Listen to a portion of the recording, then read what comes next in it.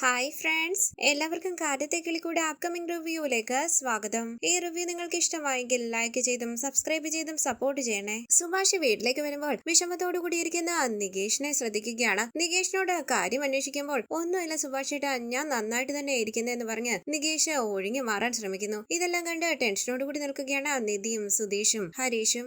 ഈ സമയം നിധിയുടെ ഫോണിലേക്ക് വിളിക്കുകയാണ് കവിത.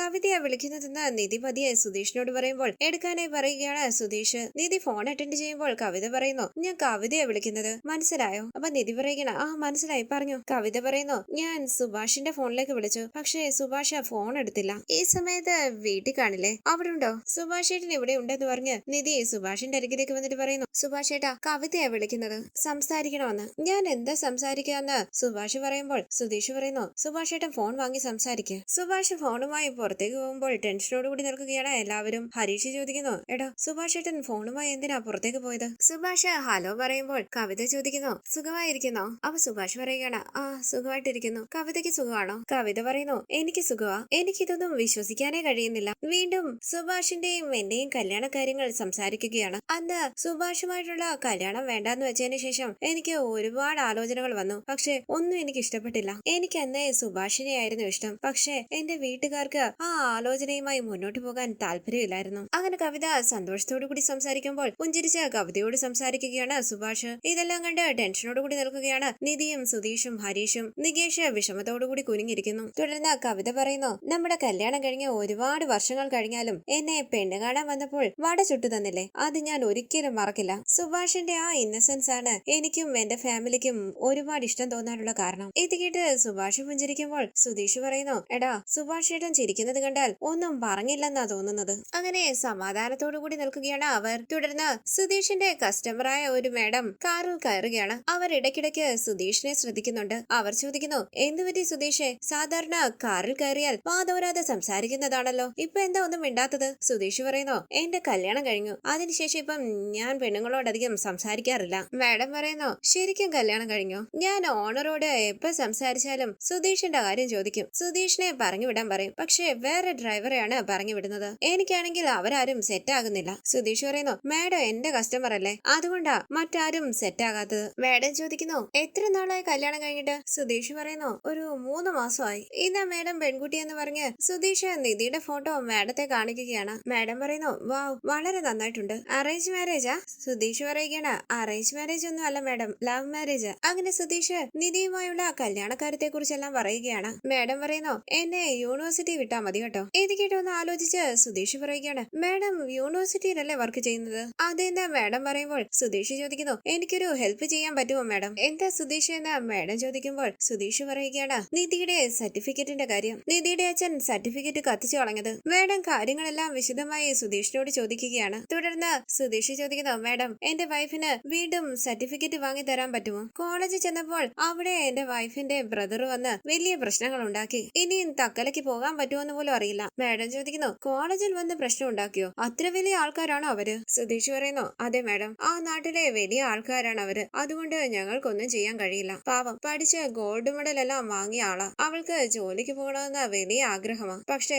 സർട്ടിഫിക്കറ്റ് ഇല്ലാതെ ഒന്നും ചെയ്യാൻ കഴിയില്ല. മാഡത്തിന് എന്നെ ഹെൽപ്പ് ചെയ്യാൻ പറ്റുമോ? മാഡം പറയുന്നു, സഹായിക്കാം. സുധീഷിന്റെ വൈഫിനെയും കൂട്ടി യൂണിവേഴ്സിറ്റിയിലേക്ക് വാ, എന്നിട്ട് സർട്ടിഫിക്കറ്റ് അപ്ലൈ ചെയ്ത് വാങ്ങാം. സത്യമാണോ പറയുന്നതെന്ന് സുധീഷ് ചോദിക്കുമ്പോൾ മാഡം പറയുന്നു, വാങ്ങാൻ പറ്റും സുധീഷ്. നിധി ഗോൾഡ് മെഡൽ എല്ലാം വാങ്ങിയതാണെന്നല്ലേ പറഞ്ഞത്? ജോലിക്ക് പോകാനൊക്കെ ആഗ്രഹിക്കുന്ന കുട്ടിയല്ലേ? സുധീഷ് നിധിയും കൂട്ടി യൂണിവേഴ്സിറ്റിയിലേക്ക് വാ, സർട്ടിഫിക്കറ്റ് വാങ്ങി തരേണ്ട ഉത്തരവാദിത്തം ഞാൻ ഏറ്റെടുക്കുക. സന്തോഷത്തോടു കൂടി സുധീഷ് പറയുന്നു, thank you madam, thank you madam. Sudheesh മനസ്സിൽ പറയുകയാണ്, സർട്ടിഫിക്കറ്റ് മേടിച്ചു കൊടുത്താൽ നിധിക്ക് എന്നോടൊരു ഇത് തോന്നും. തുടർന്ന് അടുക്കളയിലേക്ക് വന്ന ഭാസ്കരൻ അവിടെ ഉണ്ടാക്കി വെച്ചിരിക്കുന്ന കറികൾ ചട്ടിയിൽ നിന്നും കൈയിട്ട് വാരി കഴിക്കുകയാണ്. ഇത് കണ്ടുകൊണ്ട് അവിടേക്ക് വന്ന നികേഷ് പറയുന്നു, ഇങ്ങനെ കഴിക്കരുതെന്ന് എത്ര തവണ പറഞ്ഞിട്ടുണ്ട്, അത് കഴിക്കണമെങ്കിൽ പാത്രത്തിലേക്ക് വിളമ്പി കഴിച്ചൂടെ? കഴിച്ചതിന് ശേഷം അത് അടച്ചു വെക്കുകയും വേണം. ഈ സമയം നിധി അവിടേക്ക് വരികയാണ്. നികേഷ് പറയുന്നു, ഏട്ടത്തി ഇത് നോക്ക്, ചട്ടിന്ന് എടുത്ത് കഴിക്കുക, എന്നിട്ട് ചട്ടി തുറന്നിട്ടിട്ട് അങ്ങ് പോവുക. മറ്റുള്ളവർക്കും കഴിക്കണ്ടേ? കൈ പോലും കഴുകത്തില്ല, എവിടെയെങ്കിലും പോയിട്ട് വന്ന് ചട്ടിയിൽ നിന്ന് വാരി കഴിക്കുകയാണ്. ഭാസ്കരൻ ചോദിക്കുന്നു, നീ എന്താണ് എന്നെ ഭരിക്കാൻ വരികയാണോ? ഞാൻ കഴിച്ചതിന്റെ ബാക്കി ഇവിടെ ഉള്ളവര് കഴിച്ചാൽ മതി. വേദിയ ഒരാള് വന്നിരിക്കുന്നു, ഭാസ്കരൻ ഇങ്ങനെ തന്നെ കഴിക്കൂ. അങ്ങനെ ഭാസ്കരൻ അടുക്കളയിൽ നിന്നും പോവുകയാണ്. പിന്നാലെ വന്ന നിധി പറയുന്നു, ഒരു മിനിറ്റ്. എന്താ ഭാസ്കരൻ ചോദിക്കുമ്പോൾ നിധി പറയുന്നു, സുഭാഷ് ഏട്ടന് വേണ്ടി ആലോചിച്ച പെണ്ണിന്റെ വീട്ടിൽ നിന്നും വൈകുന്നേരം വരുമെന്ന് പറഞ്ഞിട്ടുണ്ട്. ഭാസ്കരൻ പറയുന്നു അവര് പണ്ട് വന്ന് കണ്ടിട്ട് പോയതല്ലേ, വീണ്ടും വീണ്ടും വരണോ? നിധി പറയുകയാണ് ഇത് അതിനല്ല, കല്യാണം ഉറപ്പിക്കാനായിട്ട് വരികയാണ്, കല്യാണ തീയതിയും കുറിക്കും. അവരെല്ലാവരും വരുമ്പോൾ അച്ഛൻ വീട്ടിൽ തന്നെ ഉണ്ടാകണം, വേറെ എങ്ങും പോകരുത്. എത്ര മണിക്ക് വരുമെന്ന് ഭാസ്കരൻ ചോദിക്കുമ്പോൾ നിധി പറയുന്നു 5 മണിക്ക് വരും. ഭാസ്കരൻ പറയുന്നു ശരി, ആ സമയത്ത് ഞാൻ ഇവിടെ ഉണ്ടാകും. ഭാസ്കരൻ അവിടെ നിന്ന് പോയതിനു ശേഷം നിധി ചോദിക്കുന്നു നികേഷ് വീടൊക്കെ വൃത്തിയായി കിടക്കുകയല്ലേ? അപ്പോൾ നികേഷ് പറയുകയാണ് വീട് എങ്ങനെ ഇരുന്നാൽ എന്താ ഏട്ടത്തി, സുഭാഷ് ഏട്ടനും കവിതയും ഇവിടെ താമസിക്കില്ലല്ലോ, വേറെ മാറി താമസിക്കാനല്ലേ? ഇത് കേട്ട് നിധി വിഷമത്തോടു കൂടി നിൽക്കുമ്പോൾ നികേഷ് പറയുന്നു ഏട്ടത്തി അത് വിട്, എന്താ ചെയ്യേണ്ടത്, എന്തെങ്കിലും വാങ്ങിക്കൊണ്ട് വരാനുണ്ടോ? എല്ലാവരോടും കവിതയുടെ വീട്ടുകാർ വരുന്ന കാര്യം പറഞ്ഞായിരുന്നോ? നിധി പറയുന്നു ഞാൻ എല്ലാരോടും പറഞ്ഞിട്ടുണ്ട്, സ്വീറ്റ്സ് എന്തെങ്കിലും വാങ്ങണം, അത് സുധീഷിനോട് വാങ്ങിക്കൊണ്ട് വരാൻ പറഞ്ഞിട്ടുണ്ട്. ശരിയെന്ന് പറഞ്ഞ നികേഷ് അവിടെ നിന്ന് പോകാനായി തുടങ്ങുമ്പോൾ നിധി പറയുന്നു നികേഷ് അവിടെ നിന്നേ, നീ എന്താണ് ഇങ്ങനെ വിഷമിച്ച് നിൽക്കുന്നത്, നിന്നെ കാണുമ്പോൾ എനിക്ക് വല്ലാത്ത വിഷമം തോന്നുന്നുണ്ട്. നികേഷ് പറയുന്നു സുഭാഷ് ഏട്ടനെ ഈ വീട്ടിൽ നിന്നും പോകുന്നത് എനിക്ക് സഹിക്കാൻ കഴിയുന്നില്ല, പക്ഷേ ഈ കല്യാണം മുടക്കണമെന്നോ സുഭാഷ് ഏട്ടനോട് ഈ കാര്യം പറയണമെന്നോ ഒന്നും എനിക്കില്ല, എന്തോ ഒരു വല്ലായ്മ, നടക്കുന്നതൊന്നും അങ്ങോട്ട് അംഗീകരിക്കാൻ കഴിയുന്നില്ല. ഇത് കേട്ട് കണ്ണു നിറഞ്ഞ നിധി നികേഷിനെ നോക്കുമ്പോൾ ഏട്ടത്തി എന്തിനാ കരയുന്നതെന്ന് നികേഷ് ചോദിക്കുകയാണ്. നിധി പറയുന്നു നീ കരയുമ്പോൾ എനിക്ക് കരച്ചിൽ വരത്തില്ലടാ, ഞാൻ ഈ വീട്ടിൽ വരുന്നത് വരെ എനിക്ക് നിങ്ങളെ ആരെ അറിയത്തില്ലായിരുന്നു, ഞാൻ ഇവിടേക്ക് വരുന്നതിന് മുമ്പ് അടുത്തുള്ള വീടുകളിലെല്ലാം നിങ്ങളെ പറ്റി അന്വേഷിച്ചിരുന്നെങ്കിൽ എനിക്കിവിടെ ജീവിക്കാൻ കഴിയില്ല എന്ന് തന്നെ ഞാൻ വിചാരിച്ചേനെ. ആരെ പറ്റി അറിയാതെയല്ലേ ഞാൻ ഈ വീട്ടിലേക്ക് വന്നത്, നിങ്ങളെ എല്ലാവരെയും എനിക്ക് ഒരുപാട് ഇഷ്ടമാണ്, അതേപോലെ കവിതയും നിങ്ങളെ എല്ലാവരെയും ഇഷ്ടപ്പെടും. നികേഷ് പറയുന്നു എല്ലാവരും വേണ്ടതിയെ പോലെ ആകണമെന്നില്ല, ഒരുപക്ഷെ കവിത ഇങ്ങോട്ട് വരില്ല എന്ന് പറഞ്ഞാലോ, സുഭാഷ് ഏട്ടൻ വേറെ മാറി താമസിക്കുന്നതിൽ എനിക്ക് പ്രശ്നമില്ല, പക്ഷെ സുഭാഷ് ഏട്ടൻ ഇങ്ങോട്ട് വരാൻ പാടില്ല എന്ന് കവിത പറഞ്ഞാലോ, അങ്ങോട്ട് കാണാൻ ചെന്നാൽ ഇഷ്ടപ്പെടാതിരുന്നാലോ? നിധി പറയുന്നു അങ്ങനെയൊന്നും ആകത്തില്ല നികേഷ്, നീ എന്തിനാ ഇങ്ങനെ നെഗറ്റീവായിട്ട് ചിന്തിക്കുന്നത്? നികേഷ് പറയുന്നു സുഭാഷ് ഏട്ടൻ പോകും, കുറച്ചു നാളിന് ശേഷം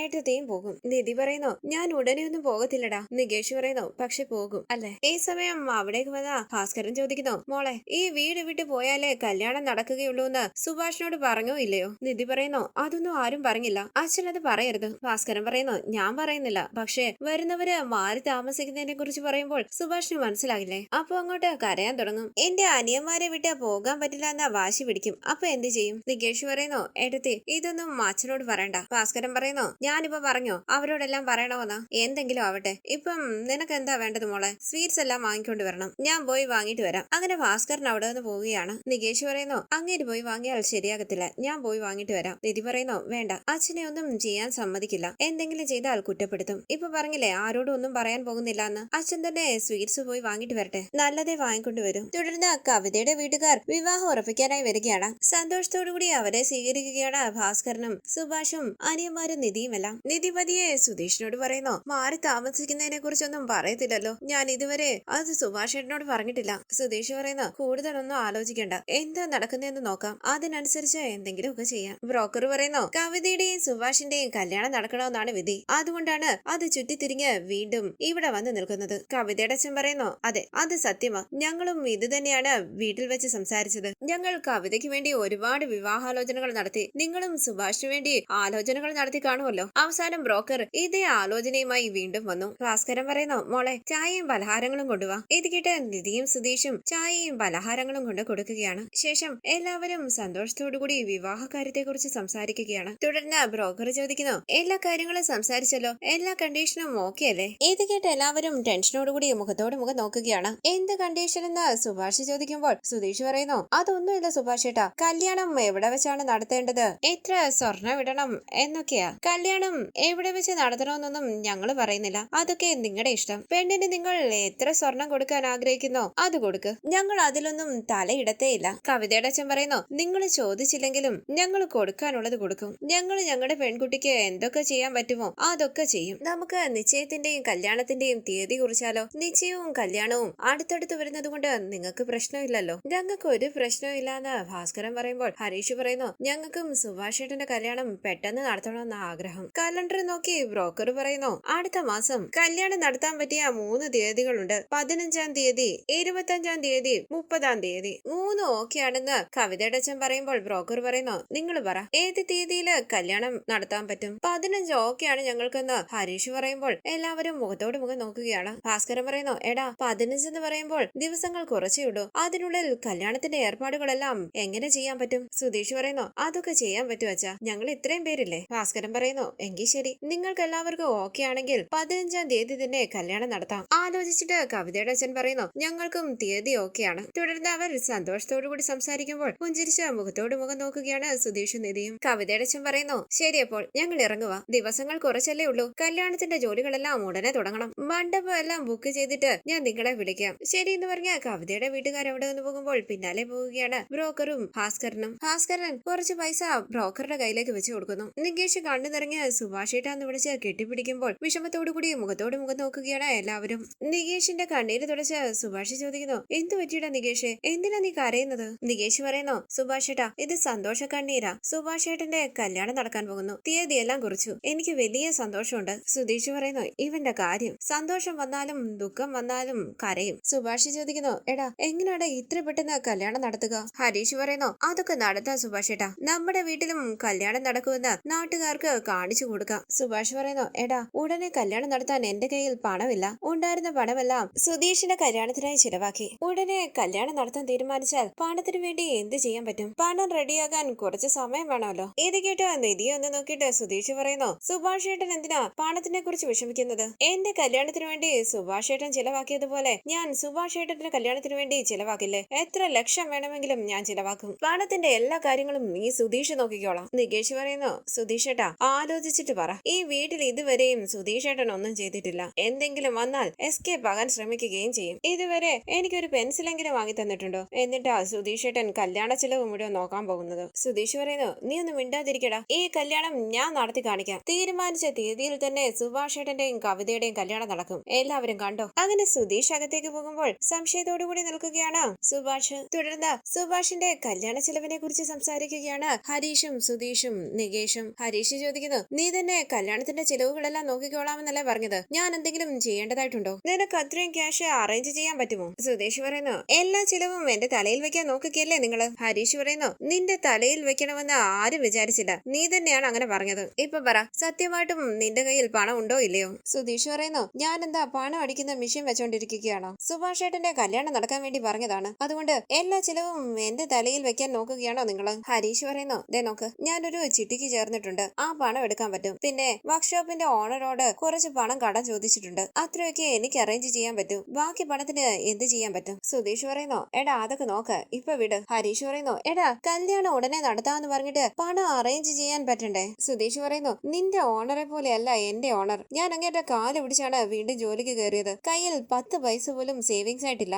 എന്തെങ്കിലും ചെയ്യാം. നീ എന്നെ ഇപ്പൊ വിട്. ഒരു കാര്യം ചെയ്യാം, സുഭാഷ് ഏട്ടന്റെ കല്യാണം ക്ഷേത്രത്തിൽ വെച്ച് നടത്താം. സിമ്പിൾ ആയിട്ട്. അപ്പോ ചിലവൊക്കെ കുറയ്ക്കാൻ പറ്റും. ഹരീഷ് പറയുന്നു, സുഭാഷ് ഏട്ടൻ നിനക്ക് വേണ്ടി വലിയൊരു റിസപ്ഷൻ അല്ലേ അറേഞ്ച് ചെയ്തത്? സുധീഷ് ചോദിക്കുന്നു, ഞാൻ പറഞ്ഞായിരുന്നു. അത് നിങ്ങളുടെ തെറ്റാണ്. ഞാൻ നിങ്ങളോട് ചിലവ് ചെയ്യാനായിട്ട് പറഞ്ഞോ? നികേഷ് പറയുന്നു, വെറുതെ ആവശ്യമില്ലാതെ നിങ്ങൾ വഴക്ക് കൂടണ്ട. ആവശ്യമുള്ള കാര്യങ്ങൾ മാത്രം സംസാരിക്കുക. ഹരീഷ് പറയുന്നു, ഇവൻ 10 പൈസ പോലും തരാൻ പോകുന്നില്ല. ഇത്രയും നാളായിട്ട് വീട്ടു ചിലവിന് 10 പൈസ തന്നിട്ടുണ്ടോ ഇവൻ?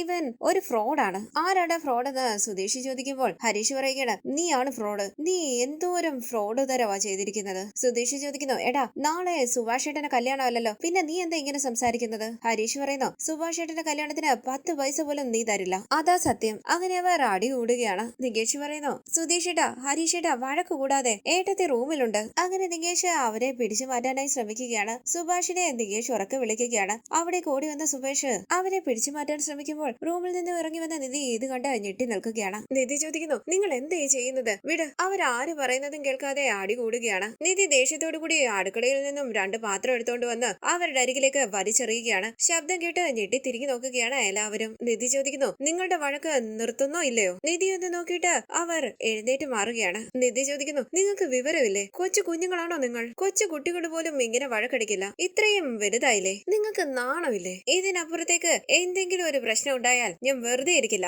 അങ്ങനെ നിധി കയ്യിലിരിക്കുന്ന അടുത്ത പാത്രം എടുത്ത് വലിച്ചെറിയുകയാണ്. ശേഷം സോറി സുഭാഷ് ഏട്ടാ എന്ന് പറഞ്ഞ് റൂമിൽ കയറി വാതിലടയ്ക്കുകയാണ് നിധി. കൈകൂപ്പി നികേഷ് പറയുന്നു, ദയവ് ചെയ്ത് ഇങ്ങനെ വഴക്കുണ്ടാക്കി ഏട്ടത്തെ ഈ വീട്ടിൽ നിന്ന് ഓടിക്കല്ലേ പ്ലീസ്. ഇത് കേട്ട് ഹരീഷ് പുറത്തേക്ക് പോകുമ്പോൾ സുധീഷ് അകത്തേക്ക് പോവുകയാണ്. പിന്നീട് കാണിക്കുന്നത് രാവിലെ സുധീഷിനെയും ഹരീഷിനെയും കുറ്റപ്പെടുത്തി സംസാരിക്കുകയാണ് സുഭാഷും നികേഷും. ഈ സമയം റൂമിൽ നിന്നും പുറത്തേക്ക് ഇറങ്ങി വരികയാണ് നിധി. നിധി പുഞ്ചിരിച്ച് എല്ലാവരെയും നോക്കുമ്പോൾ സുധീഷ് ചോദിക്കുന്നു, നിധി, രാത്രി നന്നായിട്ട് ഉറങ്ങിയോ? ദേ നോക്ക്, മുറ്റം എല്ലാം വൃത്തിയാക്കിയിട്ടുണ്ട്. കുളി കഴിഞ്ഞ് വിളക്കും വെച്ചു. ഹരീഷ് പറയുന്നു, ഇവൻ പറയുന്നത് കള്ളവാ. ഞാനാ മുറ്റം എല്ലാം തൂത്ത് വൃത്തിയാക്കിയത്. നിധി ഒന്നും മിണ്ടാതെ വാഷ്റൂമിലേക്ക് പോകുമ്പോൾ ചിരിച്ചുകൊണ്ട് സുധീഷ് പറയുന്നു, ഞാൻ വിചാരിച്ചു എന്നോട് മാത്രമേ സംസാരിക്കാത്തതായി ഉള്ളെന്ന്. നിന്നോട് സംസാരിക്കത്തില്ലടാ. ഇപ്പോഴാ ഇപ്പോഴാ സമാധാനമായത്. ഇത് കേട്ട് ഹരീഷ് ദേഷ്യത്തോടുകൂടി സുധീഷിനോട് സംസാരിക്കുമ്പോൾ സുഭാഷ് പറയുന്നു, ഒന്നും മിണ്ടാതിരിക്കടാ. ബാത്റൂമിലേക്കാ നിധി ഇപ്പൊ പോയത്. വീണ്ടും വഴക്കുണ്ടാക്കിയാൽ അവള് നിങ്ങളെ കൊന്നുകളയും. നിധി മൂക്കും വായും പൊത്തിപ്പിടിച്ചുകൊണ്ട് റൂമിലേക്ക് പോവുകയാണ്. എന്താ കാര്യമെന്ന് സുഭാഷ് ചോദിക്കുന്നുവെങ്കിലും നിധി ഒന്നും പറയുന്നില്ല. സുഭാഷ് പറയുന്നു, അയ്യോ ഇപ്പൊ അച്ഛൻ ബാത്റൂമിലേക്ക് പോയായിരുന്നു, ഒന്ന് ചെക്ക് ചെയ്യണമെന്ന് വിചാരിച്ചതാ, മറന്നുപോയി. അങ്ങനെ സുഭാഷ് ബാത്റൂമിലേക്ക് പോകുമ്പോൾ ദേഷ്യത്തോടുകൂടി ഭാസ്കരന്റെ അരികിലേക്ക് വന്ന് സുധീഷ് ചോദിക്കുന്നു, നിങ്ങൾക്ക് വിവരമില്ലേ? ടോയ്ലറ്റ് എങ്ങനെ യൂസ് ചെയ്യണമെന്ന് നിങ്ങൾക്ക് അറിയില്ലേ? വീട്ടിലുള്ള എല്ലാവരും ആ ബാത്റൂമാണല്ലോ ഉപയോഗിക്കുന്നത്. അവിടെ പോയി ബീഡി വലിക്കുന്നത്, വെള്ളം ഒഴിക്കാതെ വരുന്നത്, ചെളി ചവിട്ടി കയറ്റുന്നത്, ഇതൊക്കെയൊന്ന് നിർത്തിക്കൂടെ? മറ്റാർക്കും ബാത്റൂം യൂസ് ചെയ്യണ്ടേ? ഭാസ്കരൻ പറയുന്നു, എടാ നിന്നെ നടക്കാൻ പഠിപ്പിച്ചതേ ഞാനാ, ഇപ്പൊ നീ എന്നെ ബാത്റൂം ഉപയോഗിക്കാൻ പഠിപ്പിക്കുകയാണോ? സുധീഷ് പറയുന്നു, മണ്ണാങ്കട്ട, നിങ്ങൾക്ക് വിവരമില്ലേ? ബാത്റൂം എങ്ങനെ ഉപയോഗിക്കണമെന്ന് മക്കള് പറഞ്ഞു തരണോ? അവിടേക്ക് വന്ന നിധി ചോദിക്കുന്നു, ഞാൻ ഈ വീട്ടിൽ താമസിക്കണോ വേണ്ടയോ? ഇത് കേട്ടുകൊണ്ട് അവിടേക്ക് വരികയാണ് നികേഷും ഹരീഷും. നിധി പറയുന്നു, എപ്പോ നോക്കിയാലും വഴക്ക്, എന്തെങ്കിലും ഒരു കാരണം ഉണ്ടാക്കി വഴക്കുണ്ടാക്കിക്കൊണ്ടേയിരിക്കുന്നു. ഒരു ദിവസത്തിൽ ഒരു പ്രാവശ്യമെങ്കിലും വഴക്കുണ്ടാക്കിയില്ലെങ്കിൽ നിങ്ങൾക്ക് ഉറക്കം വരില്ലേ? ദേഷ്യപ്പെടാതെ നിങ്ങൾക്ക് സംസാരിക്കാൻ അറിയില്ലേ? ഈ സമയം സുഭാഷ് അവിടേക്ക് വരികയാണ്. സുധീഷ് പറയുന്നു, നിധിക്ക് ആ ടോയ്ലറ്റ് യൂസ് ചെയ്യാൻ പറ്റുന്നില്ലല്ലോ, മൂക്കും വായും പൊത്തിക്കൊണ്ടാ പുറത്തേക്ക് ഇറങ്ങി വന്നത്. ആ കാര്യം ചോദിക്കുകയായിരുന്നു. നിധി പറയുന്നു, സമാധാനത്തോടുകൂടി ആ കാര്യം ചോദിക്കാൻ അറിയില്ലേ? വഴക്കുണ്ടാക്കിക്കൊണ്ടേ എന്തും ചോദിക്കാൻ കഴിയുകയുള്ളൂ. സുഭാഷ് പറയുന്നു, വീട് മോളെ, ഇനി ഇങ്ങനെ ഉണ്ടാകില്ല, ഞാൻ നോക്കിക്കോളാം. നിധി പറയുന്നു, സുഭാഷേട്ടൻ മിണ്ടരുത്. സുഭാഷേട്ടനാ ഇവരെയെല്ലാം വഷളാക്കിയിരിക്കുന്നത്. ആദ്യമായിട്ട് ഇവര് വഴക്ക് കൂടുമ്പോൾ വഴക്ക് പറഞ്ഞ് ഇനി ഇങ്ങനെയൊന്നും ഈ വീട്ടിൽ നടക്കാൻ പാടില്ലെന്ന് താക്കീത് കൊടുത്തിരുന്നെങ്കിൽ ഇവർ ഇങ്ങനെയൊന്നും ചെയ്യില്ലായിരുന്നു. ചെറിയ എന്തെങ്കിലും പ്രശ്നം മതി, ഉടനെ അടികൂടി കെട്ടിപ്പിടിച്ച് തറയിൽ കൂടി ഉരുണ്ടോളുക. ഇനി ഈ വീട്ടിൽ വഴക്ക് നടന്നാൽ ഞാൻ ഈ വീട്ടിൽ നിന്ന് ഇറങ്ങിപ്പോകും. ഇത് കേട്ട് എല്ലാവരും ടെൻഷനോടുകൂടി നിൽക്കുമ്പോൾ സുധീഷും ഹരീഷും വിഷമത്തോടുകൂടി അവിടെ നിന്ന് പോവുകയാണ്. നിധി ദേഷ്യത്തോടുകൂടി ഭാസ്കരനെ നോക്കുമ്പോൾ കണ്ണു തള്ളിയിരിക്കുന്ന ഭാസ്കരൻ മനസ്സിൽ പറയുന്നു, ഇവളെന്താ എന്നെ നോക്കുന്നത്? ആളെ വിട്ടേര്, എന്റെ ഭഗവാനെ എന്ന് വിളിച്ച് ഭാസ്കരൻ അവിടെ നിന്ന് പോവുകയാണ്. നികേഷ് വിഷമത്തോടുകൂടി നിൽക്കുമ്പോൾ നിധി ചോദിക്കുന്നു, എന്തു പറ്റിയടാ? ചുമ്മാ പറഞ്ഞതാടാ. നികേഷ് പറയുന്നു, ചുമ്മാതാണെങ്കിലും ഏട്ടത്തി വീട് വിട്ടു പോവുകയാണെന്ന് പറയരുത്. നിധി പറയുന്നു, ഇതെല്ലാം നല്ലതിനു വേണ്ടിയാ നികേഷ്, ഇപ്പൊ ഞാൻ ദേഷ്യപ്പെട്ടത് കൊണ്ടാണ് അവര് വഴക്ക് നിർത്തിയത്. പിന്നീട് കാണിക്കുന്നത് സുഭാഷ് ജോലി സ്ഥലത്ത് നിൽക്കുമ്പോൾ സുഭാഷിന്റെ ഫോണിലേക്ക് വിളിച്ച് സംസാരിക്കുകയാണ് കവിത. കവിതയുമായി സംസാരിക്കുന്നതിന്റെ ഇടയ്ക്ക് സുഭാഷ് ഓർക്കുകയാണ് കവിത പണ്ട് മാറി താമസിക്കണമെന്ന് സുഭാഷിനോട് ആവശ്യപ്പെട്ടത്. തുടർന്ന് കവിത ചോദിക്കുന്നു, നമുക്കൊന്ന് മീറ്റ് ചെയ്താലോ? ഞാൻ കുറച്ച് ജോലിയിലാണെന്ന് സുഭാഷ് പറയുമ്പോൾ കവിത പറയുന്നു, ഇപ്പൊ അല്ല, ജോലി കഴിഞ്ഞിട്ട് പറഞ്ഞാ മതി, നമുക്കൊന്ന് കാണാം. ശരി, കാണാമെന്ന് സുഭാഷ് പറയുമ്പോൾ കവിത പറയുന്നു, എവിടെ മീറ്റ് ചെയ്യണമെന്ന് ഞാൻ ലൊക്കേഷൻ ഷെയർ ചെയ്യാം, വരാൻ പറ്റില്ലേ? സുഭാഷ് പറയുന്നു, ആ വരാം, ഒരു അരമണിക്കൂറത്തെ ജോലി കൂടിയുണ്ട്, അത് കഴിഞ്ഞിട്ട് ഞാൻ വരാം. ശരിയെന്ന് പറഞ്ഞ് കവിത കോള് കട്ട് ചെയ്യുകയാണ്. തുടർന്ന് കവിതയും സുഭാഷും കൂടി ഒരു കോഫി ഷോപ്പിൽ വെച്ച് കാണുകയാണ്. വന്നിട്ട് കുറെ നേരം ആയോന്ന് സുഭാഷ് ചോദിക്കുമ്പോൾ കവിത പറയുന്നു, ഇല്ല, ഇപ്പൊ വന്നതേ ഉള്ളൂ. അങ്ങനെ കവിത സുഭാഷിനെ അടിമുടി നോക്കുകയാണ്. തന്റെ ഡ്രസ്സിലേക്ക് ഒന്ന് ശ്രദ്ധിച്ചിട്ട് സുഭാഷ് പറയുന്നു, ഇപ്പോഴാ ജോലി കഴിഞ്ഞത്, അതേ ഡ്രസ്സിൽ തന്നെ ഞാനിങ്ങി പോന്നു, വീട്ടിൽ പോയി ഫ്രഷ് ആയിട്ട് വരാനുള്ള സമയമില്ലായിരുന്നു. അതൊന്നും കുഴപ്പമില്ല, ഇരിക്കെന്ന് പറഞ്ഞ് കവിതയും സുഭാഷും അവിടേക്ക് ഇരിക്കുകയാണ്. കോഫി ഓർഡർ ചെയ്തതിന് ശേഷം കവിത ചോദിക്കുന്നു, സുഖമായിട്ടിരിക്കുന്നു? സുഭാഷ് പറയുന്നു, ആ സുഖമായിട്ടിരിക്കുന്നു. കവിതയും അച്ഛനും അമ്മയും എല്ലാം സുഖമായിട്ടിരിക്കുന്നു? കവിത പറയുന്നു, സുഖമായിട്ടിരിക്കുന്നു. നമ്മളിപ്പോ കണ്ടിട്ട് 3 മാസം കഴിഞ്ഞു. എനിക്ക് നടക്കുന്ന കാര്യങ്ങളൊക്കെ ഓർക്കുമ്പോൾ ആശ്ചര്യം തോന്നുകയാണ്. ഞാൻ വീണ്ടും സുഭാഷിനെ കാണുമെന്ന് വിചാരിച്ചതേയില്ല. സുഭാഷ് പറയുന്നു, ഞാനും കവിതയെ ഇനിയും കാണുമെന്ന് വിചാരിച്ചതേയില്ല. എങ്ങനെ വീണ്ടും നമ്മുടെ ആലോചന വന്നത്? കവിത പറയുന്നു, സുഭാഷിന്റെ ആലോചനയ്ക്ക് ശേഷം എനിക്ക് കുറെ കല്യാണാലോചനകൾ വന്നു. എനിക്ക് ആരെയും ഇഷ്ടപ്പെട്ടില്ല. എനിക്ക് സുഭാഷിനെയാണ് ഇഷ്ടപ്പെട്ടത്. സുഭാഷിനും എന്നെ ഇഷ്ടപ്പെട്ടായിരുന്നല്ലോ. തുടർന്ന് കവിത ചോദിക്കുന്നു, സുഭാഷിന്റെ അനിയന്മാരൊക്കെ സുഖമായിട്ടിരിക്കുന്നു? സുഭാഷ് പറയുന്നു, അവര് സുഖമായിട്ടിരിക്കുന്നു. സുധീഷിന്റെ കല്യാണം കഴിഞ്ഞു, അറിഞ്ഞായിരുന്നല്ലോ? കവിത പറയുന്നു, അറിഞ്ഞു, ഞാൻ അവരെ കണ്ടായിരുന്നല്ലോ. സുഭാഷ് പറയുന്നു, നിധി നല്ല പെൺകുട്ടിയാണ്, എന്നെ സുഭാഷ് ഏട്ടാന്നാ വിളിക്കുന്നത്, സ്വന്തം ചേട്ടനെ പോലെ കാണുന്നത്. കവിത എന്താ എന്നെ പെട്ടെന്ന് കാണുമെന്ന് പറഞ്ഞത്? കവിത പറയുന്നു, നമ്മൾ കല്യാണം കഴിക്കാൻ പോവുകയല്ലേ, അപ്പൊ കാണേണ്ടവരല്ലേ നമ്മൾ. എവിടെ വീട് നോക്കാൻ പോകുന്നത്? വീട് ഒന്ന് സുഭാഷ് ചോദിക്കുമ്പോൾ കവിത പറയുകയാണ്, അതെ, നമുക്ക് വീട് നോക്കണ്ടേ? നമ്മുടെ രണ്ടുപേരുടെയും വീടിന്റെ ഇടയ്ക്കായിട്ടുള്ള ഒരു സ്ഥലത്ത് വീട് നോക്കിയാലോ? അങ്ങനെയാണെങ്കിൽ സുഭാഷിന്റെ വീട്ടിലേക്ക് പോകാനും എളുപ്പമാകും, എന്റെ വീട്ടിലേക്ക് പോകാനും എളുപ്പമാകും. സുഭാഷ് പറയുന്നു, എനിക്ക് വീട് നോക്കണോ? ഓ, എന്റെ വീട് നല്ലതല്ലാത്തത് കൊണ്ട് വേറെ വീട് നോക്കണമെന്നാണോ പറയുന്നത്? അവിടെ നിന്ന് പോകുന്നത് ശരിയാകുമോ എന്ന് എനിക്കറിയില്ല. ഹരീഷിന് ആ വീടിന്റെ അടുത്താണ് മെക്കാനിക് ഷോപ്പ്, നികേഷിന് കോളേജും അവിടെ അടുത്താണ്, സുധീഷിന് ജോലിക്ക് പോകാൻ ആ സ്ഥലമാണ് നല്ലത്. ആ വീട്ടിൽ നിന്ന് മാറിയാൽ വലിയച്ഛനും അപ്പച്ചിയും എല്ലാം ആ വീട് സ്വന്തമാക്കും, വീട് കൈവിട്ടു പോകും. കവിത പറയുന്നു, ഞാൻ എപ്പോഴാ വീട് മാറുന്നതിനെ കുറിച്ച് പറഞ്ഞത്? നമ്മൾ പോകുന്നതിനെ കുറിച്ച് മാത്രമാണ് പറഞ്ഞത്. നമ്മൾ എന്തിനാ പോകുന്നതെന്ന് സുഭാഷ് ചോദിക്കുമ്പോൾ കവിത ചോദിക്കുന്നു, സുധീഷ് സുഭാഷിനോടൊന്നും പറഞ്ഞില്ലേ? സുഭാഷ് പറയുന്നു, അന്ന് നമ്മൾ ഇതുപോലെ സംസാരിച്ചപ്പോൾ കല്യാണം നടക്കണമെങ്കിൽ മാറി താമസിക്കണമെന്ന് പറഞ്ഞു. ഇപ്പോ വീട്ടുകാര് വീണ്ടും കല്യാണാലോചന നടത്തുന്നു. എനിക്കൊന്നും മനസ്സിലാകുന്നില്ല. കവിതയുടെ മനസ്സെങ്ങനെ മാറിയത്? കവിത പറയുന്നു, ഇപ്പോഴും സുഭാഷ് വേറെ വീട്ടിലേക്ക് മാറി താമസിക്കാമെന്ന് പറഞ്ഞതുകൊണ്ടാണ് കല്യാണത്തിന് ഓക്കെ പറഞ്ഞത്. ഇത് കേട്ടിട്ട് സുഭാഷ് കവിതയെ നോക്കുമ്പോൾ കവിത ചോദിക്കുന്നു, ഇത് സുഭാഷിന് അറിയത്തില്ലേ? സുഭാഷ് വീട് മാറി താമസിക്കാൻ സമ്മതിച്ചതുകൊണ്ടാ. സുഭാഷ് പറയുന്നു, ഞാൻ എന്റെ അനുജന്മാരെ വിട്ടിട്ട് വേറെ വീടെടുത്ത് മാറാനോ? അങ്ങനെയാണെങ്കിലേ ഈ കല്യാണം നടക്കുകയുള്ളൂ. അതല്ലേ കവിത പറയുന്നത്? കവിത പറയുന്നു, അത് സുഭാഷിന് ഓക്കെ ആണെന്നാ പറഞ്ഞത്. ആരാ പറഞ്ഞതെന്ന് സുഭാഷ് ചോദിക്കുമ്പോൾ കവിത പറയുന്നു, സുഭാഷിന്റെ അനിയന്മാരാ പറഞ്ഞത്. ഇത് കേട്ട് സുഭാഷ് ചോദിക്കുന്നു, അവർക്ക് ഇതിനെപ്പറ്റി അറിയുമോ? കവിത പറയുന്നു, അവരോട് ഇതിനെപ്പറ്റി ഞങ്ങൾ സംസാരിച്ചു, അവര് ഓക്കെ പറഞ്ഞു. അനുജന്മാര് ഇപ്പൊ ഉള്ള വീട്ടിൽ തന്നെ താമസിക്കും, നമ്മള് വേറെ വീട്ടിലേക്ക് മാറി താമസിക്കും. അവരെല്ലാം അതിന് സമ്മതിച്ചു. അവരങ്ങനെ പറഞ്ഞു. ആരാ അങ്ങനെ പറഞ്ഞതെന്ന് സുഭാഷ് ചോദിക്കുമ്പോൾ കവിത പറയുന്നു, സുഭാഷിന്റെ അനുജന്മാരെല്ലാവരും കൂടി സംസാരിച്ചിട്ട് വീട്ടിലേക്ക് വിളിച്ചാണ് പറഞ്ഞത്. കണ്ടീഷൻ എല്ലാം ഓക്കെയാണ്, ഈ കല്യാണം നടന്നാ മതിയെന്ന്. അവിടെ നിന്ന് എഴുന്നേറ്റ് സുഭാഷ് പറയുന്നു, ഞാൻ പോവാ. എന്ത് പറ്റിയെന്ന കവിത ചോദിക്കുമ്പോൾ ഒന്നുമില്ല, കുറച്ച് ജോലിയുണ്ട്, ഞാൻ പോവാണെന്ന് പറഞ്ഞ് സുഭാഷ് അവിടെ നിന്ന് പോവുകയാണ്. കവിത സംശയത്തോടു കൂടി നിൽക്കുന്നു. തുടർന്നുള്ള റിവ്യൂവുമായി വീണ്ടും കാണാം. Thank you for watching. Please subscribe, like, share my channel.